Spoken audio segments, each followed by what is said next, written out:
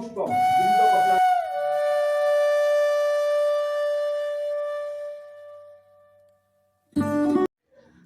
Guys, welcome back to my channel. তো তোমরা সবাই কেমন আছো? আশা করি তোমরা সবাই খুব ভালো আছো।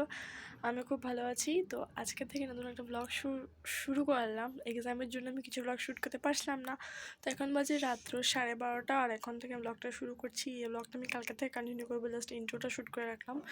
তো কাল হলো আমাদের দিদির ঘরে বিষ্ণু পূজা, নতুন ঘরে। তো ওখান থেকে ব্লগটা আমি বানাবো। তো চলো দেখে থাকো ব্লগটাকে, আশা করছি তোমাদের খুব ভালো লাগবে।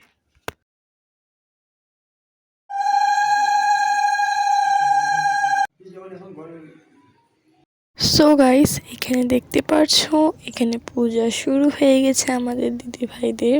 তো একটু পরে আমরা বসে যাব অঞ্জলি নিতে, যেহেতু সবাই সকাল থেকে কিছুই খায়নি, এমন কিছু খায়নি, তো এই পূজাতে অঞ্জলি নিতে পারবো। তো চলো। তো গাইস, এখানে অঞ্জলি নেওয়ার আগে, বিছানার আগে ভালো করে গোছগাছ করে নিলাম, কারণ রাত্রেবেলা এখানে থাকতে হবে, আমাদের শুতে হবে, তো দিদির সাথে আমরাই থাকবো। তাই তো বিছানার আগে ভালো করে গোছগাছ করে নিচ্ছি। সো গাইস, এখানে যজ্ঞ করা শুরু হয়ে গেছে। তো আজকে যজ্ঞ, এখানে পূজারাতে আজকে যজ্ঞ হবে, তারপর আমরা সবাই অঞ্জলি নেব।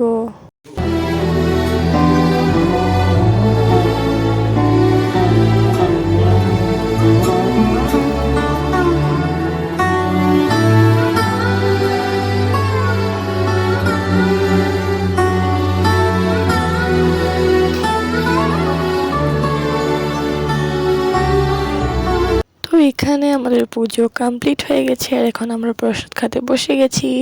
এটা হলো আমাদের সিন্নি, তো এটাই আমরা খাবো এখন। তো এখানে একটু সৌন্দর্যের জন্য ব্যালকনিতে আমরা একটু ফুল সাজিয়ে নিচ্ছি।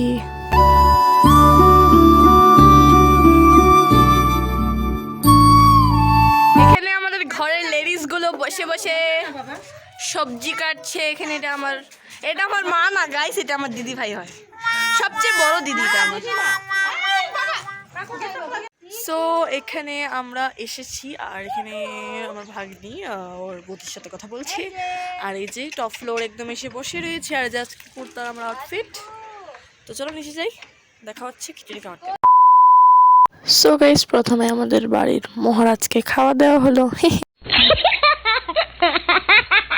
সো আজকের মেনু খিচুড়ি, লাবড়া, চাটনি আর আচার। তো এটা দিয়ে আমরা এখন লাঞ্চ করবো। সো গাইস, আজকের ব্লগটা আমি এখানে এন্ড করছি। আশা করছি তোমাদের ব্লগটা খুব ভালো লাগে। যদি ভালো লাগে থাকে তো আমার ভিডিওটাকে লাইক আর এই চ্যানেলটাকে সাবস্ক্রাইব করে দিও। তো যতটুকু পেরেছি শেয়ার করতে পেরেছি। তো চলো, বাই।